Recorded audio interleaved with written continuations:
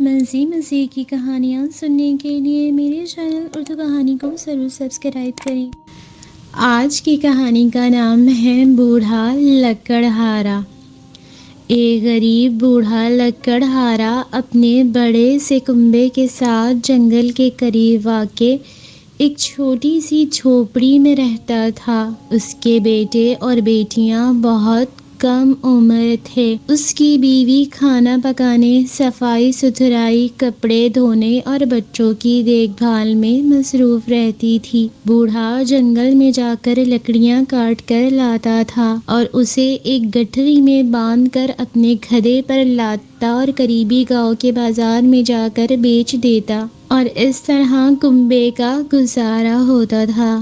ایک دن جب بوڑھا اپنے کام میں مصروف تھا تو اسے ایک گرجدار دہاڑ سنائی دی۔ اس نے اپنا کلہاڑا نیچے رکھا اور خاموشی سے سننے لگا۔ اچانک ایک بڑا سا شیر جھاڑیوں میں سے باہر آ نکلا۔ شیر نے بوڑھے سے کہا کہ مجھ سے مت ڈرو، میں تمہیں نقصان نہیں پہنچاؤں گا۔ تم بہت محنت سے کام کرتے ہو، تم بیٹھ کر تھوڑی دیر آرام کرو، تمہارا کام میں کر دوں گا۔ بوڑھا حیران تھا، اسے معلوم نہیں تھا کہ شیر باتیں کر سکتے ہیں، اور کیا بات ہے کہ شیر اسے مدد کرنے کی پیشکش کر رہا تھا۔ اس نے کہا، تم کتنے مہربان ہو پیارے شیر۔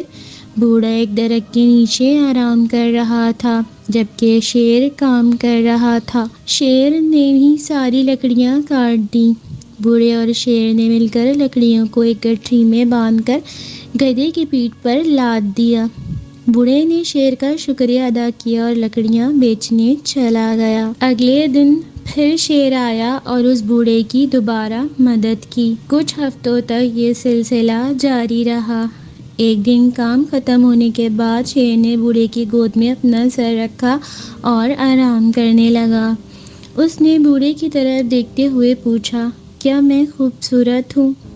ہاں واقعی تم بہت خوبصورت ہو، بوڑھے نے جواب دیا۔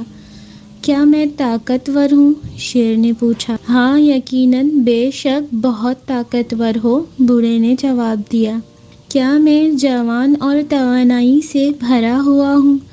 شیر نے پوچھا۔ ہاں ہاں بالکل ایسا ہی ہے، بوڑھے نے جواب دیا۔ کچھ دیر سوچنے کے بعد بوڑھے نے شیر سے کہا، تم میں ایک چیز کی کمی ہے، تمہارے جسم سے بدبو آتی ہے۔ اگر تمہیں کوئی اعتراض نہ ہو تو براہ کرم اپنا سر میری گود سے ہٹا لو۔ اگر آپ کی طرح میرے جسم سے بھی بدبو آنے لگی تو میری بیوی بچوں کو بہت برا لگے گا۔ شیر اچھل کر اس کی گود سے اٹھا اور بوڑھے کو کلہاڑی دیتے ہوئے کہا، اسے میری پیٹھ پر مارو۔ بوڑھے نے کہا، میں تمہیں تکلیف نہیں پہنچا سکتا۔ شیر نے کہا، یہ میری خواہش ہے، اور یہ کہنے کے ساتھ ہی وہ دھاڑنے لگا۔ بوڑھے کی سمجھ میں کچھ نہیں آ رہا تھا کہ اب وہ کیا کرے۔ آخر اس نے کلہاڑی اٹھا کر شیر کی پیٹھ پر دے ماری۔ شیر کی پیٹھ پر گہرا زخم آیا اور خون نکلنے لگا۔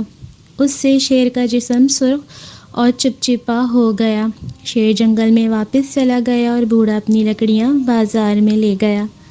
اگلے دن بوڑھا اپنے کام والی جگہ پر آیا۔ شیر آیا اور اسے دور سے دیکھتا رہا لیکن کوئی بات نہیں کی۔ بوڑھا خوفزدہ ہو گیا۔ وقت گزرتا گیا اور پھر ایک دن اچانک شیر جھاڑیوں کے پیچھے سے بوڑھے کی طرف بڑھا۔ اس نے بوڑھے سے کہا، میری پیٹھ کی طرف دیکھو، زخم کا کوئی نشان ہے؟ بوڑھے نے غور سے دیکھا لیکن اسے کہیں کلاڑی سے لگنے والے زخم کا نشان نظر نہیں آیا۔ یہ بالکل ٹھیک ہے، کوئی نشان نہیں ہے، بوڑھے نے کہا۔ ہاں، شیر نے جواب دیا، کلہاڑی کا زخم تو ٹھیک ہو گیا ہے لیکن تمہارے سخت الفاظ کا زخم ابھی تک میرے دل پر موجود ہے جو کبھی ٹھیک نہیں ہو سکتا۔ مجھے ہمیشہ یاد رہے گا کہ تم نے میری بدبودار جلد کے بارے میں جو کہا تھا۔ اب تم اس جنگل کو چھوڑ دو ورنہ میں تمہیں کھا جاؤں گا۔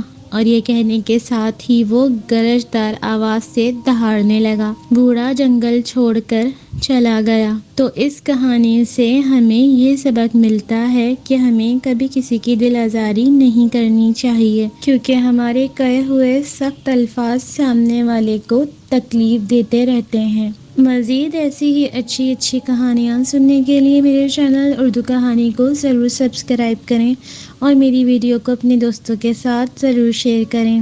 کہانی سننے کا بہت بہت شکریہ۔